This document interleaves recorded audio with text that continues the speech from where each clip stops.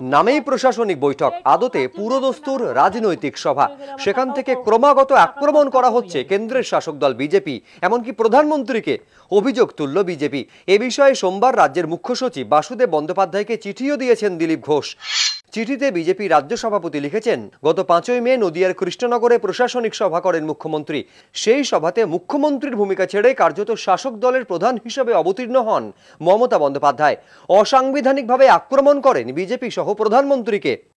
টাকা দিয়ে লোক পাঠিয়ে দিচ্ছে, দাঙ্গা করছে, আর খুন করছে কি বাইরে থেকে গুন্ডাকে সুপারি কিলার নিয়ে এসে খুন করাচ্ছে, আর বর্ডার দিয়ে পালিয়ে যাচ্ছে।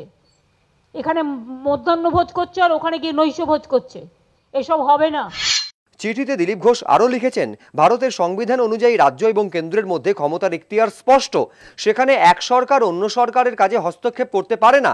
একই রকমভাবে আইনসভা, প্রশাসন ও বিচার বিভাগের কাজ ভাগ করা আছে।